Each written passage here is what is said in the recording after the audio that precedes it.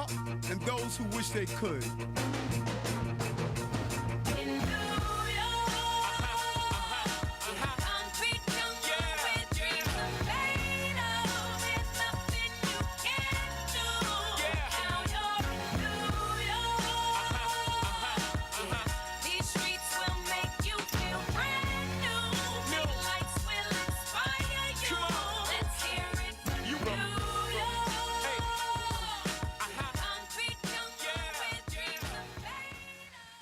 Good afternoon, everybody. My name is Fabian Levy, and I serve as Deputy Mayor for Communications for the City of New York.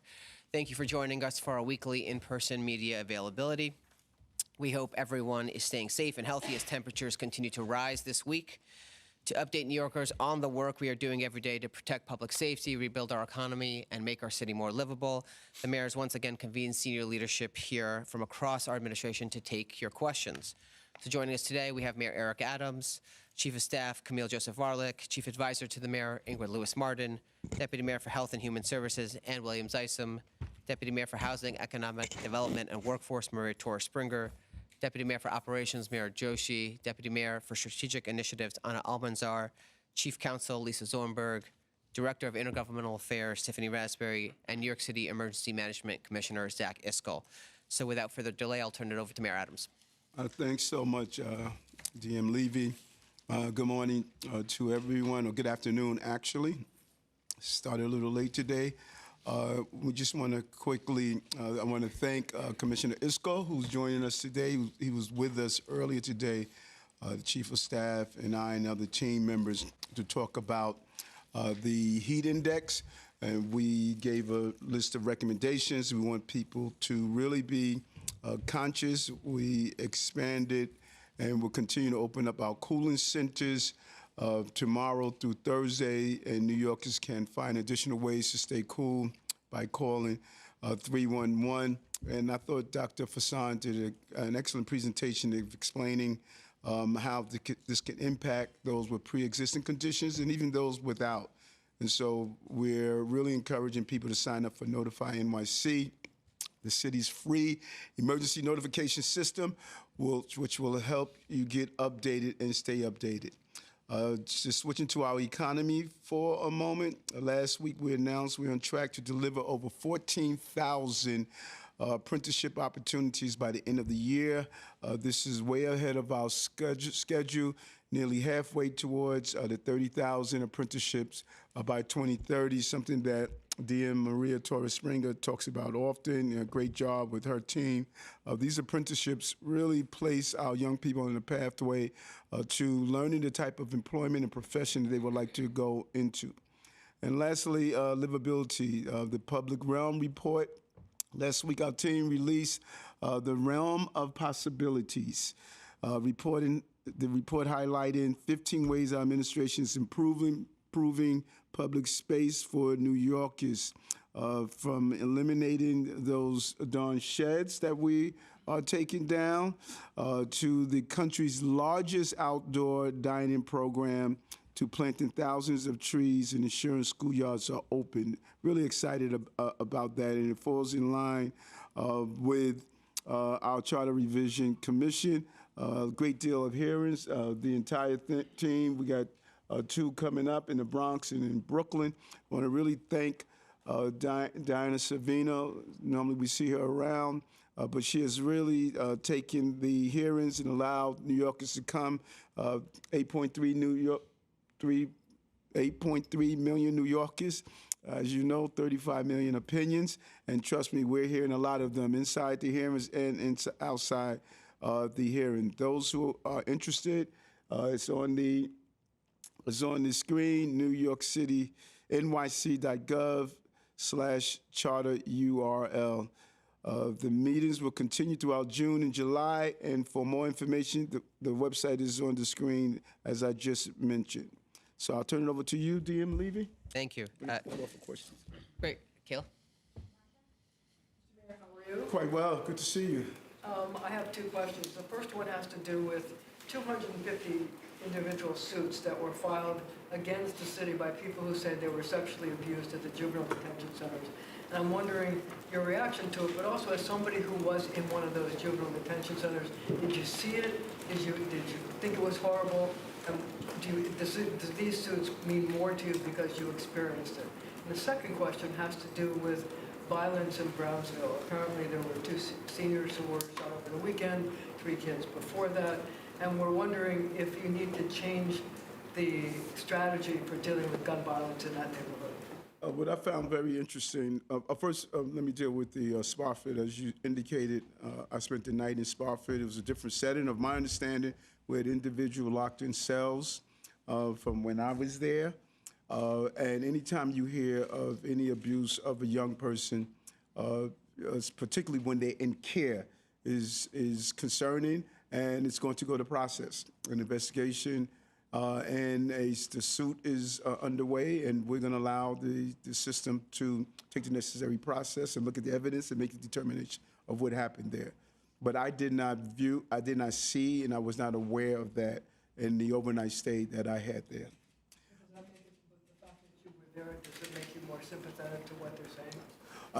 I don't want to go into being sympathetic or not. Anytime a young person is abused, it's troublesome, it's problematic, but this is a court case, and I think we should allow it to go as proper procedure. I don't want anything I say to interfere with the case at all. Mayor, can I just add, and ACS is already working on updating many policies. We've learned so much over these years. Many of these cases are from the 70s, just to make sure that we're doing everything that we need to do with training and with oversight. And so we will continue to look at the investigation, but even while that's going on, we've updated many policies. A large number of these cases predate this administration. We want to be clear on that. This is something that people are raising from years ago. Brownsville is concerned. We did such an amazing job in Brownsville of decreasing crime, increasing unemployment. We've really focused, and I always felt Brownsville was the bellwether on how well we're doing as a city. When I spoke with the team over the weekend, it was really alarming that the number of young people under the age of 21 that are in possession of guns and are using the guns. And listen, we're clear. We still are moving in the right direction. Crime is decreasing, particularly in shootings and homicides, but that's not a consolation when your loved one is a victim of a shooting. And we're clear on that. Our focus is to continue to look at what's happening there. Is this gang-driven? That's what we believe it is, and to really respond to it accordingly, like we've done throughout the city. But it just reinforces what we've been saying for the longest. Too many guns on our streets, too many repeated offenders are armed with these weapons, and you see some of the targets were innocent people, and that is why we have to take a real close look at what are we doing with recidivism and repeated offenders that are carrying guns. And I'm asking for our partners in government to really understand we have to go after them. DA Gonzalez took down a dangerous gang, I think about 2 weeks ago, but that is the focus. Oh, were you not raising your hand? I'm sorry. No, but I have a question. Oh, okay. I have questions. I thought I saw you raise your hand. It's okay, I have questions. Good day to you, Mayor Adams. A belated Happy Father's Day to you. A couple of questions for you. My first question to you is, the Post and New York One has reported that Assemblymember Raj Kumar is potentially looking to run for comptroller in 2025. I wanted to know if she would have your support. We know that you two have been allies when it comes to politics. I also wanted to ask you about Bishop Lamore Whitehead. Today he was sentenced to 9 years in prison. He previously claimed he was a mentee of yours. Can you give a reaction to that? And then final question on the budget. It's 2 more weeks till the budget is due. The Citizens Budget Commission had sent a letter to you and Speaker Adams talking about starting with a budget that's accurate and transparent. I wanted to get a comment from you. Do you feel like it's unfair that they're saying that the budget that you're starting with is not accurate, that you're not starting with the appropriate numbers? First, Bishop Whitehead is in my prayers, and I wish the best for him. I know there was a story in the Daily News about he and I exchanging texts and comments that I made. Listen, first I want to deal specifically with that. Ingrid and I have been together for over 30 years. We're siblings. and no article is going to rip us apart. People have tried that for years. We stood side by side throughout this entire journey, and we're going to continue to do so. And when I voice my private anger to someone or something that happens, I think nothing is more harmful when you debate with your siblings or your spouses, for all of a sudden for it to be broadcasted in public. It's not something you want to see, and I'm pretty sure all of us have made comments they would like to take back, and they feel harmful. I just don't understand why people get a great level of joy of, taking private moments and exploiting them. But that's the role of being the mayor of the city of New York, and it goes with it. But I love my sister loved me, and we've shown that love throughout the years. And I pray for Bishop Whitehead is in my prayers. And then the question on the Assemblywoman potentially running for comptroller, does she have your support? It's right now it's 2024. I'm focused on making the city more affordable, livable, and safe. The candidates that's going to run in 2025, they're going to make that announcement. I think she's a great assembly person.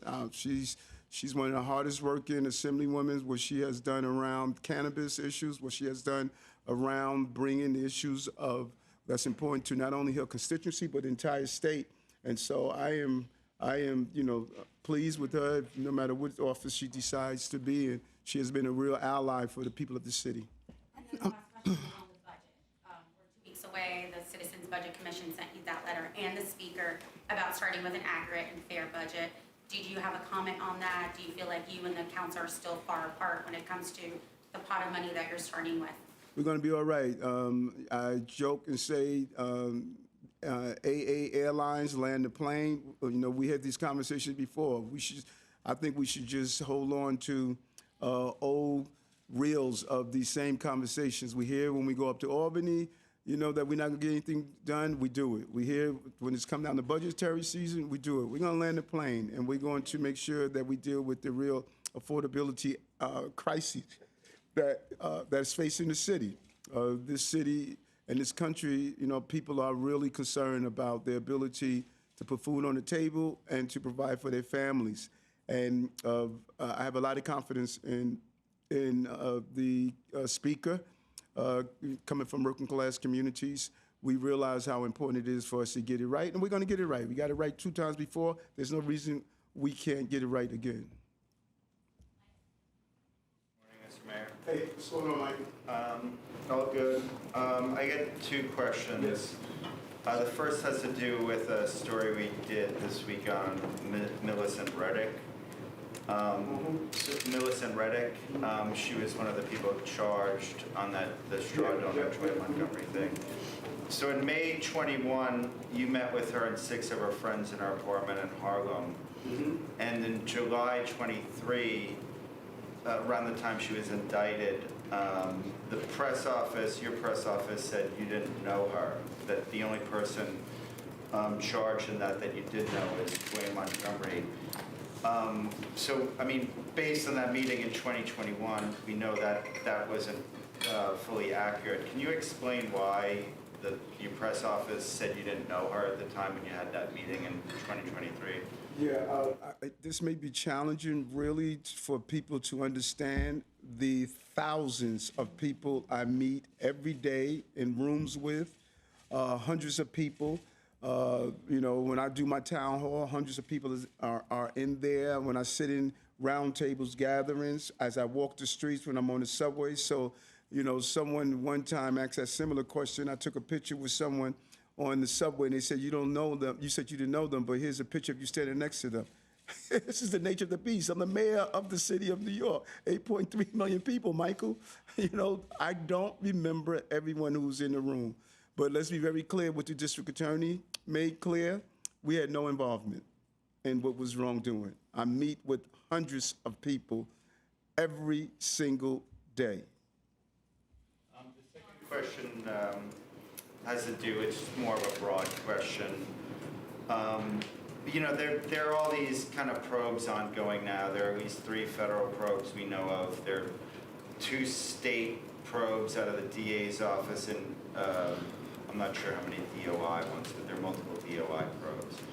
So, you said before in this room, you follow the law. Why do you think there are all these there's so many at once. I can't remember a time when there were so many at once into campaign administration, people around administration. Why do you think like all this is going on, given your background as a cop and what you've told us, which I think at face value could follow well? I'm going to continue to do that. I'm focused on running the city. It's all part of the process. I'm going to focus on making the city affordable and safe for New Yorkers. I don't speculate. Let's follow the process. Hi, good afternoon, Mr. Mayor. I'm well, sir. How are you?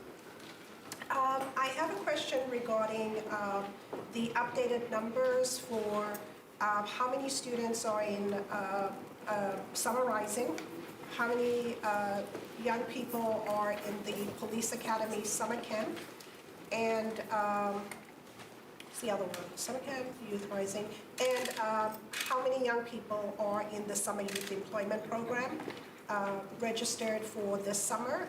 And with regards to Summer Rising and the Police Academy Summer Camp, are the applications closed? GM, you got it? Okay. Hi, Mona. It's good to see you.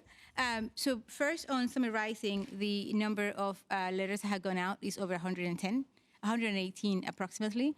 108 has been placed for summarizing. For the Police Academy number, I have to get back to you. I'll get those numbers from NYPD and give them to you. For the Summer Youth Employment Program, we have about 94,000 that have been placed. 18% of those, as I mentioned before in our conversation 2 weeks ago, are from the 6th precinct, and that goes to the earlier question about the rise in gun violence in those districts, specifically in Brownsville. So 18,000 of them come from those 6 precincts, one of them which is in Brownsville. About 13% of them come from NYCHA specifically, and also from the foster care system. So before, it was sort of a lottery, first come, first served. Now the YCD has paid close attention to where the students come from, the participants come from, where they live, and not only the placement of the zip code, but also what kind of housing they're coming from, as well as what system are they coming from in terms of being placed. How much did you say for Summer Rising? For Summer Rising, have been placed at this moment 94,000. 94. Yes, and the goal is the same as last year, 100,000. Okay, all right, thank you. Welcome. What's happening? Same old. So the Post reported over the weekend on this open drug use outside of some places in Midtown, mainly transit hubs and tourist locations. Just wondering what your administration is looking to do to address this. Do you think it's having any effect on tourism, specifically in New York City? And any other comment you'd like to make on that? And also and this might be more for Deputy Mayor, so the number of asylum seekers has been kind of steady. Oh, no, I'm sorry. I was thinking about the question. So the asylum seekers over the last, I guess, like 5-6 months now has been about 1,200 to 1,400 every week coming in. But we're still stagnant on this number of around 65,000 that are in the city shelters. And this is on top of having the 30 and 60-day rule being in effect. Has there been any talks of maybe making a stricter rule for 30 and 60 days? Is there any other policies in the works? Because it just doesn't seem to be really moving the needle at this point. I know decreased a little bit once it went from 3,000 to 4,000 a week, but since then, since it's been at 12 to 1,400, it hasn't gone down. Well, we've had 200,000 that has entered our city, and we're still getting, like you state, those who are coming in. And when you look at it, of 200,000, as the Daily News editorial page pointed out, how we're handling this. DM Williams Isom should really be commended on being able to do this. And when you, that's a nice little quote. And when you look at the overall homeless issue, I think that if there's one place that this administration is going to be really acknowledged for successfully handling is this issue right here. The large influx, the continuous influx that's coming in, it has not stopped. With the combination of the Chief of Staff and DM Williams Isom and their team, it's to not look like other cities and even our homeless population. Do we have the chart of the homeless population? See that little small, little blue, all the way to the far left? That's New York. Percentage of population experiencing homelessness living unsheltered.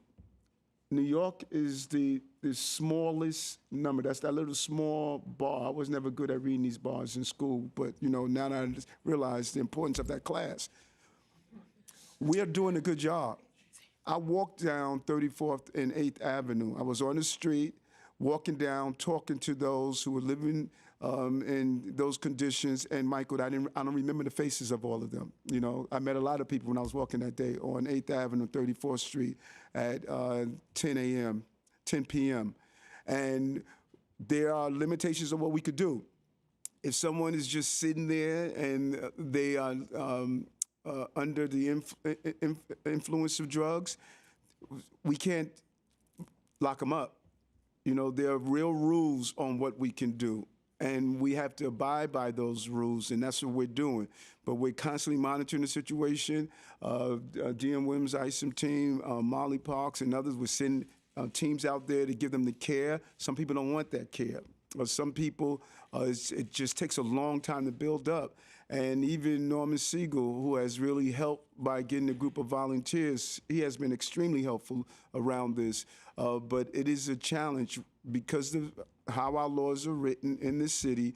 You cannot walk up to someone that appears to be under the influence of some substance and state that you're going to remove them from where they are. We're using every tool possible. That's an important piece of real estate, and we want to continue to attract tourism, which we are doing, but we have to do it within the law. I just want to add, when you were talking about the census, 3 thoughts I had. One is that when you look at it, it is going down. It's going down slowly. And when I think about the fact that we're just really starting extenuating circumstances, and so people have 30 days, and unless there's an extraordinary circumstance that we're going to be asking them to leave the system, I think we're seeing some of that happen right now. The third thing, Craig, is that the summertime is a great time to resettle children and families, and so we're going to be working really closely with the state in order to do that. And so I'm very excited about this opportunity now that kids will be getting out of school soon to really see where are the places that other people want to resettle. So right now there's no plans to increase another policy, but again, we'll look at the numbers really closely. The only other thing I wanted to add to what the mayor said is that one of the things I like most about working here for the city is the way that all different agencies have been working together for these complicated issues. And so whether it's the Department of Health, along with Homeless Services, along with the Police Department, along with Sanitation, along with our nonprofits, places like at Central Park or on 125th Street, or places where there's, really intense issues, we're working together to figure out what is it that we can be doing better to really get people connected to treatment. And when you look at that precinct, crime is down. We have a 14% decrease in crime, go up to into June. So the precinct commanders are doing the right thing. They're on the street. But I cannot overemphasize this chart. I mean, look at this chart. Look, and none of them have 200,000 migrants and asylum seekers that we have to care for, feed, house, educate. Look at LA, look at Portland, look at Vegas, look at Phoenix, look at San Diego. We're a victim of our success because no one is seeing the tents that are out there. No one is seeing the encampments. We're a victim of our success, and I really hope that all you guys and ladies go on a road show this year and go look at these cities. Go visit these cities, and then come back here and say, Deputy Mayor Williams ISOM, job well done. Hey, good afternoon, Mr. Mayor. How are you? I'm doing okay. I wanted to ask about this heat wave. You mentioned cooling centers at the top. You mentioned cooling centers, the importance of cooling centers. My understanding is that some of these are located in public libraries, which are closed on Sundays, as you know. Will the city's libraries be open on Sunday, including those that are serving as cooling centers? Also, have you given any thought to opening the city's public pools, which are also going to be closed during the heat wave? Yeah, the budget. First of all, we didn't call for libraries to be closed on Sunday. We need to be clear on that. That's a soundbite that people have embraced, but that was not our decision to close libraries on Sundays. the libraries made the decision on how they were going to find savings. And that was one of the decisions that they made. But the budget process is still going on. We're looking forward to selling the budget, and whatever way we could keep people cool, we want to do so. The pools being open, Deputy Mayor Joshi, you want to talk about that? Sure. So our pools are scheduled to be open on June 27th, and there's a lot that goes into filling the pools, making sure the filtration systems work, and making sure they're adequately staffed. And so we have to stick to that schedule to make sure that everything is in order when they are open. In the meantime, though, our beaches are open and our sprinklers are open in the playgrounds, and we encourage people to take the advice about how to stay cool, make sure you're hydrating, do anything strenuous early in the morning, seek out air conditioning, and also ensure that people apply for HEAP benefits, which was the way to get free indoor air conditioning. Just Google HEAP. That's actually the easiest way for me to tell the public about how to connect with those, but do it right away because there is not enough funding in that program to cover cooling assistance. It was originally designed for winter heat assistance, and now as climate change progresses, cooling is becoming just as much of a real life-changing event, or sorry, life-defeating event for many people. Jake, I would also point out that as if you listened to the press conference earlier today, that they made very clear that the heat wave is supposed to go through Friday, so your question about Sunday doesn't really make sense. But Commissioner Iskel is here and can talk to if there's a heat wave on Sunday, where else is it available to? Yeah, so the forecast is still developing for the weekend and into next week, but it does look like the worst of it is going to be Thursday and Friday, especially when you look at the heat index, which is the thing that you really have to pay attention to, because that's how it feels and that's where the real danger is. In terms of the cooling centers, we've now have over 500 cooling centers across the city. We've also done a lot of work this year to change our messaging. In the past, we've really talked just about directing people to cooling centers. This year, we're really encouraging people to think about cool spaces, right? That could be everything from going to, certain parks with different types of facilities, going to coffee shops, restaurants, the movie theater, a museum. It could be the library. We've also invited every elected in the city to participate in our cooling center program this year so that they can open up their offices as cooling centers and be listed on the map, businesses, other organizations. So we're really trying to get New Yorkers to think about what are cool options, cool spaces, a friend's house, someplace with air conditioning they go to. That's not just a cooling center. That's one option. We have more cooling centers in the city than any other city in the country, but there's a lot of places people can go and think about to get cool during periods of high heat. How are you? I'm good, thank you. So I know that Governor last week spoke about possibly implementing a mask ban. I was hoping you could explain just a little bit what you were thinking about this. Would it be just on public transit? Would it be everywhere in public spaces? And how would you ensure that people who need a mask could actually wear one? And then for you, Deputy Mayor, I was just hoping you could also just give a migrant update just on numbers and how many people have moved upstate and just what are some of the roadblocks there? The mask, I had several conversations with the governor, and I talked about the mask issue for some time now. I asked storekeepers to have people pull down their mask before even temporarily, and it's all about a question. Someone has a mask and they ask if you're wearing a mask for health reasons, people could respond. So it's all about the proper implementation, and the law was in place. It was in place. It was removed after COVID. I'm a strong supporter of the decision of stopping mask on our subway system, mask in protests, and mask in other areas where it's not health related. And I think that you're going to see a great deal of very violent protests and some of this despicable behavior we're seeing. I think you're going to see it dissipate. Because, masks are not new, and covering your face while you do terrible things is not new. There were these guys that used to ride around with hoods in the Deep South. So cowards cover their faces. If you believe in something, then stand up and show your face and believe it and talk about it. But standing on our trains, telling people if you're Zionist, raise your hand and get off, show your face and say that. So I believe the governor's in the right place, and I strongly support it, and I hope we get it done. And I'm happy to hear from what I read that even AG is looking in this direction. The quicker we do it, I think it's going to stop a lot of these crimes we're seeing. People are using masks to commit crimes, to commit assaults. The difficult thing for the police department is to finding suspects because of their full covering. And this is going to help us greatly. Oh, yes, sorry, very quickly, and these numbers just are, unbelievable. Since spring of 2022, over 200,600 migrants have come through our intake center. Currently, there's 65,600 migrants in our care. Again, if you combine that with our traditional homeless services, we're caring for over 120,000 people in the city right now. And last week, from 6/3 to 6/9, more than 1,200 new migrants have come into our shelter. You also remember that about 60% of those 200,000 have already made their way to other jurisdictions. We are not studying where people are going next. People are going to, now communities are forming. People are going to other families and friends. They're going to places where they are able to settle, to be in different schools.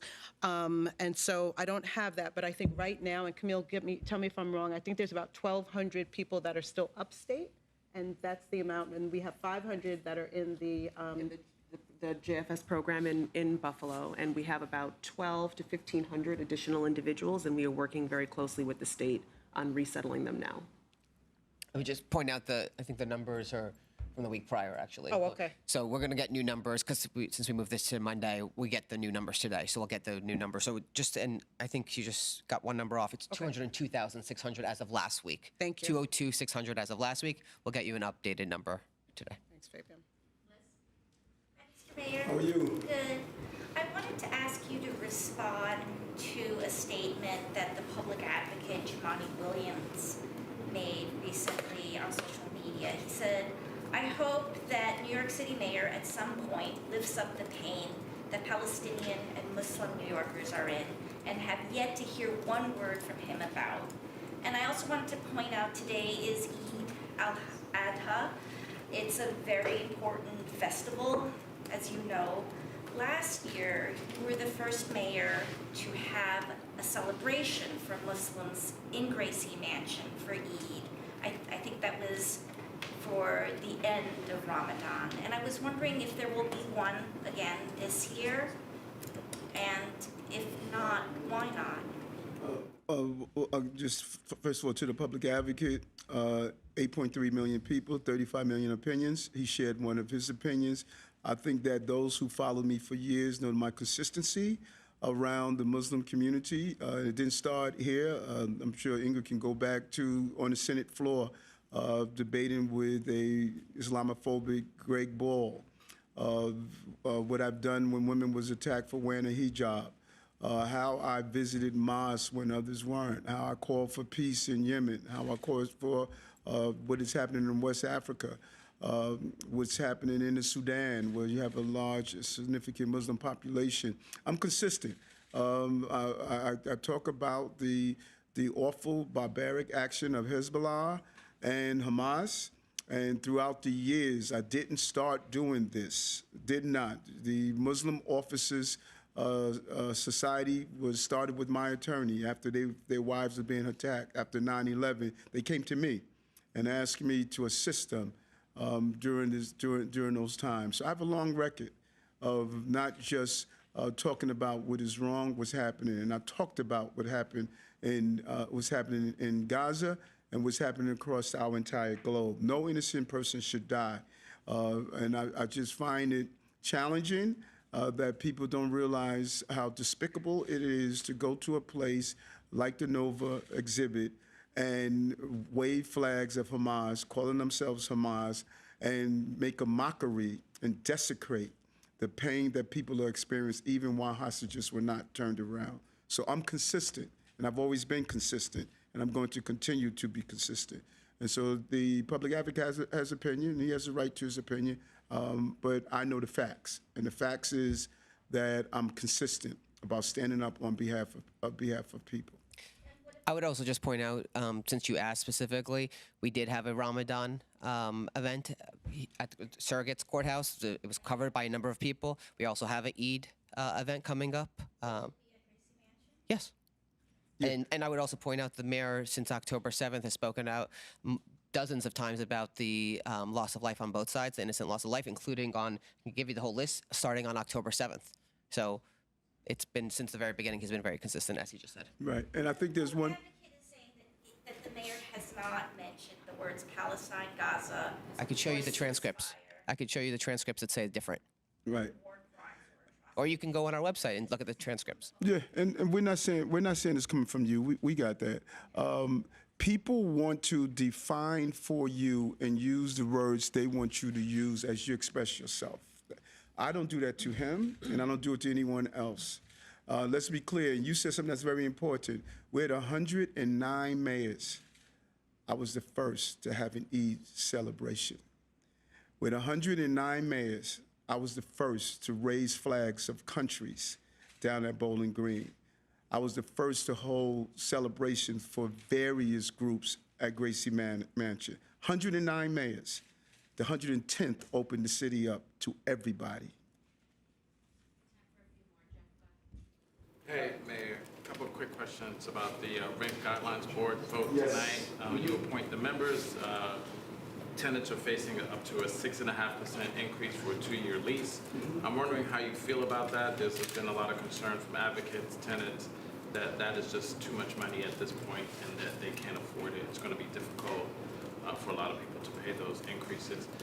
And then my second question was asking about the budget, following up on the budget.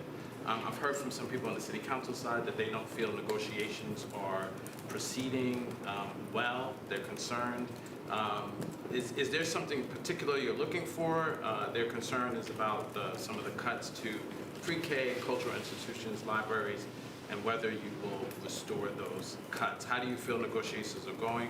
Do you see any hopes for any of those cuts being restored fully? The RGB is always concerning.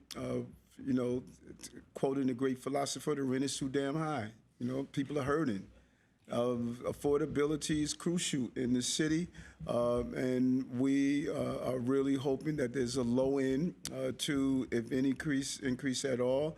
I share the concerns of advocates and others. We need to make sure we keep the city affordable, and we're going to continue to fight for affordability in the city. I know what it is to struggle.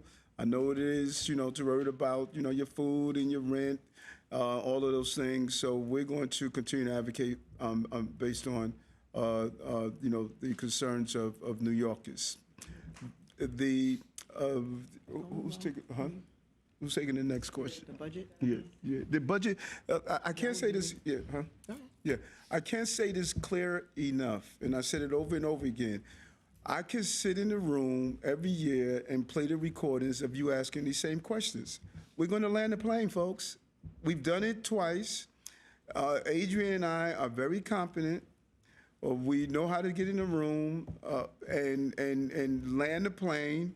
We didn't go to any specialized and private schools. We went to Bayside. And Baysiders, we know how to figure things out when you don't have enough to figure them out. My mom was a correction officer. My mother was a cook in a daycare center. We used to eat the leftovers from the Tupperware and the recycled aluminum foil. We know how to make this happen. I don't think we're getting full credit of the success that Adrian and I have done over and over again with 200,000 migrants cycling out of COVID, dealing with overproliferation of guns that we had to handle on the street, reducing the cost of child care. We've done a great job. So why do y'all feel we're not going to do it again? It's going to be all right. All we have to do is do what I do in the morning. Just do your breathing exercises and meditate and eat a green smoothie. We'll be all right. It's going to be all right. It's going to be all right. Trust me, Jeff. It's going to be all right. Thank you.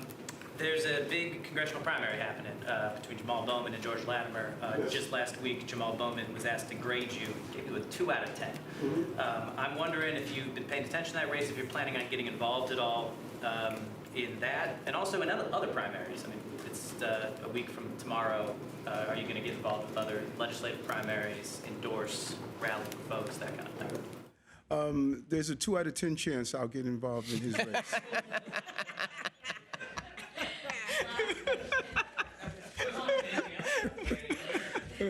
Wherever I'm needed, and I do an analysis that the persons or the individuals are going to be helpful to the people of this city to help us deal with this affordability issue and public safety issue we have, we'll make that consideration. I normally don't deal with the politics.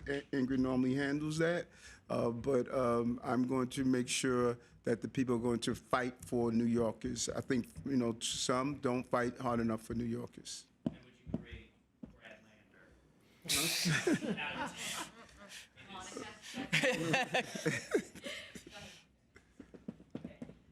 How are you? I have 2 questions. One, June 30th, there is a Polish festival in Staten Island, and I know you received an invitation. I'm MC for that festival. I wanted to ask if you plan on attending.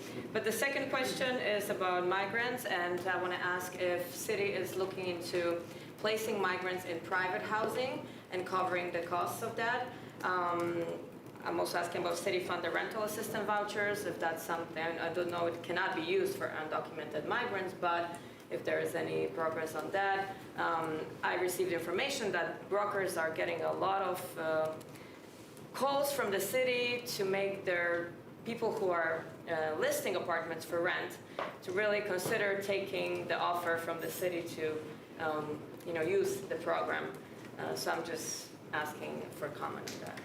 Well, first, as you may be aware, I'm the first mayor, I believe, to march in the Polish Day Parade.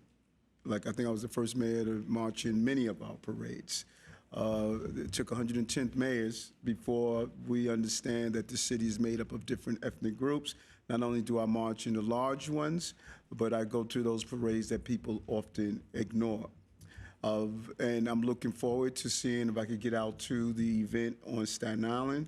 When I was a lieutenant in the 9-4 precinct, I saw the beauty of the Polish community and their contribution to our city. Long before Greenpoint was this cool place, the Polish community, they were there long before Starbucks discovered the place. And so I'm hopeful that I can make it to the festival, but even if I can't, I trust you, just as I've done before, I would be supporting the Polish community and what they stand for. And as long as housing migrants in private residences, or? I have not heard anything. Remember there was an idea to kind of maybe start looking into that, because there is lack of housing, so to offer people money so they can house migrants. So I'm wondering if that's. Oh, you mean like if a private citizen wants to have I know other jurisdictions are doing that. We don't have we do not have a program for that, and we're not looking into that. Right, we have no plan to do that. Nope. No. Go get Katie. Go ahead. Thank you, Mayor. Remember that you filed when we public the conflict of interest board documents. I know back in October when you, whenever you went to South America, now I'm getting my trips confused. You said, October, you said, I pay my own way. I think the quote was my dime, my time, don't whine, or something like that. But in your filing, you said actually. Okay, sorry. So for this, I don't know if you had disclosed how much the trip was paying, especially taxpayers, but it was paid for by the North Capitol Forum for your trip to Mexico, and then the government of Colombia paid for the trip when you went to Colombia. So I don't know if that was disclosed earlier, and if not, why. And then secondly, I know you also note that you went to the U.S. Open. That was on this year's. It wasn't on last year's when you attended. Were your 2022 U.S. Open tickets also? Why were they not included on the initial form? Okay, so let's go back. I was in Puerto Rico. That I flew to Puerto Rico on my time, my dime. Puerto Rico. I'm sorry. Is the way? I believe that was Brock Pierce's plane, right? But it was my time and my dime. He that billionaire. But that billionaire did not pick up the cost. It was my time and my dime. That was what that quote was from. I think you were there and you cornered me as soon as I came when I was, trying to enjoy the beach on my time and my dime. I don't believe I went to the U.S. Open last year, did I? You went for a minute. What did I do? You gave remarks for the opening and then left after This was about a minute. 22? 2023. You went 22 and 2023. I'm referring to what was not in the 2023 filing, but you had gone in 2022, and I'm just curious why it wasn't on your. Okay, I have to look at it and see the questions. Give the question to Fabian. Let me look at it, and I'll be able to determine. I'm all over the place, man. All this stuff mushed together, man. You know, I don't keep up with all this stuff. You guys cannot imagine what a day in the life of Eric Adams. When y'all read my book, you guys are going to say, I cannot believe one human being went through this for 4 years. This is an unbelievable story. When I go over my notes for the day, Marsha, I'm like, good God. You know, so we'll look over it. And if there's an error, we'll correct it. That's what we'll do. And secondly, what is the conflict? Are you traveling tomorrow or the rest of this week? Is that why I I didn't never have? said that. Where'd you get that from? Oh, no, I don't know. It's a scheduling conflict. I don't know. Well, the conflict could be many things. I may go cigar with Michael Garland, or I may go to Rockaway said Beach and say May. hello to He said your May, mom. Mike. Because everybody knows I'm a mama's boy. So God only knows what we're doing tomorrow. Fabian said, Eric. And Fabian. Right. Fabian said, Eric, I want to notify the press ahead of time so they can have an opportunity, because I know how much joy you have being with them on Tuesdays. So they're going to be with you on Monday. And so, you put out the schedule what time? It'll be out this evening, and so you'll get it on the evening. Yeah, in the evening. He'll let you know.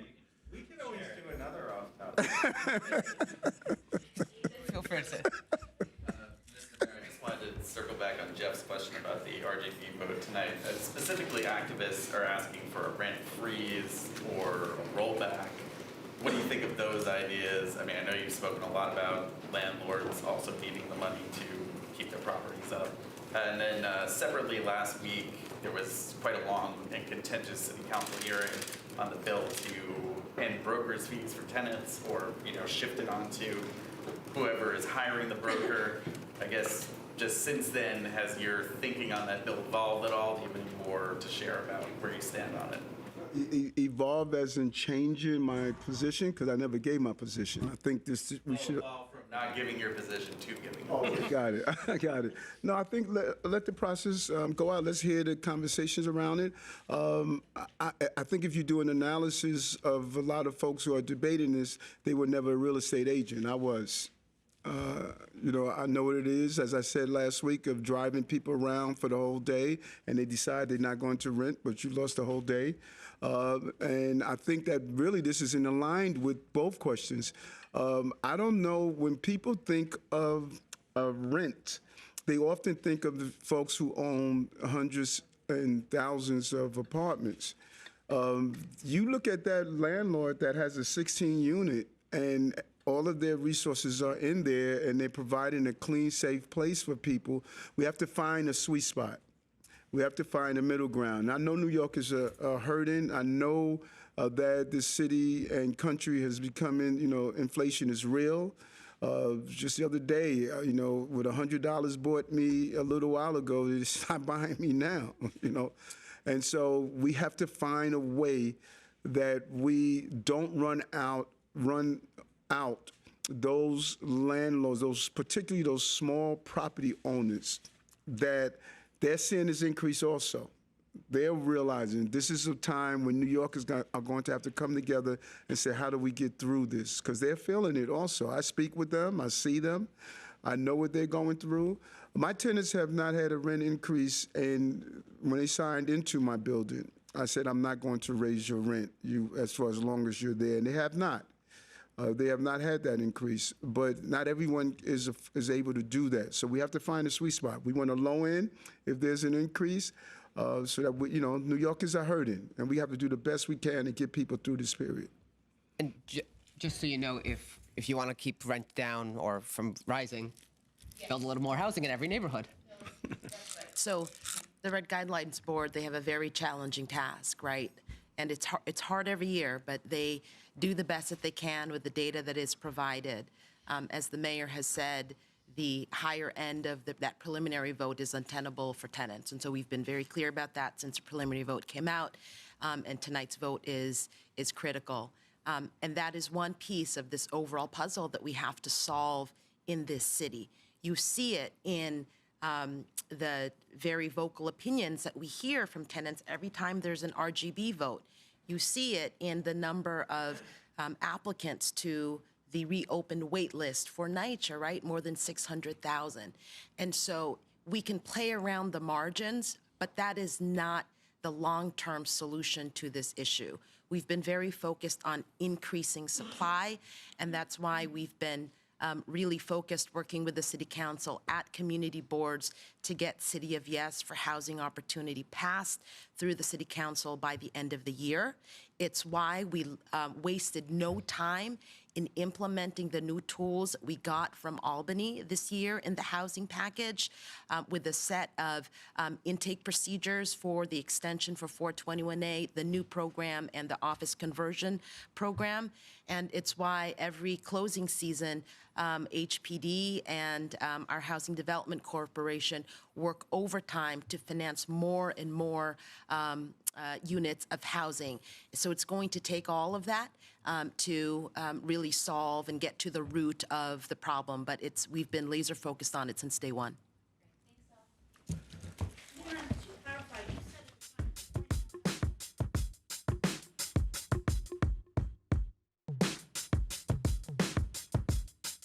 Yeah, I'm out at Brooklyn. Now I'm down in Tribeca, right next to the Narrow, but I'll be hood.